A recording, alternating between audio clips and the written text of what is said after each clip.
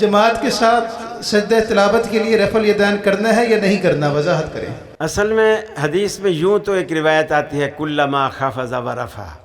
کہ ہر اٹھنے بیٹھنے پہ اللہ کے رسول رفع الیدین کرتے تھے، لیکن جو معروف مقامات ہیں اس میں سجدہ تلاوت شامل نہیں ہے۔ معروف مقامات میں نماز کا جو افتتاح ہے، جب نماز انسان شروع کرتا ہے وہ، پھر فرمایا ثم رکع، جب رکوع کرنے لگتا ہے اس وقت، ثم رفع راسہ من الرکوع، اور جب رکوع سے سر اٹھاتا ہے اس وقت، پھر بھی فرمایا رفع یدے، اپنے ہاتھوں کو اٹھاتے، حذو منکبہ او شہمت اذنہ،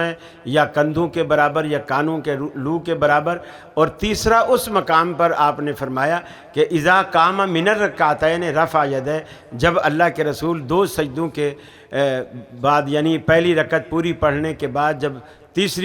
پہلی رکعت دوسری رکعت پوری پڑھنے کے بعد تیسری رکعت کے لیے کھڑے ہوتے، تب بھی آپ رفع الیدین کرتے، اور لا یفعل ذلک فی السجود، سجدوں میں ایسا نہیں کرتے تھے، یعنی ایک سجدہ کر کے بیچ والے جو جلسے والا وقفہ ہے اس وقفے میں پھر دوسرے سجدے کے لیے رفع الیدین نہیں کرتے تھے۔ البتہ بعض لوگ اب بھی اس کے قائل ہیں، لیکن یہ حدیث میں صراحت کے ساتھ منع ہے کہ سجدوں کے بیچ میں رفع الیدین نہیں کرتے تھے۔ البتہ ان تین مقامات میں وہ سجدے کی رفع الیدین والا محل نہیں آتا ہے، جو افتتاح نماز میں بھی وہ نہیں ہے، رکوع میں بھی نہیں ہے، رکوع کے بعد بھی نہیں ہے، اور وہ تیسری رکعت والا بھی نہیں ہے، بلکہ یہ اس ضمن میں آ رہا ہے لا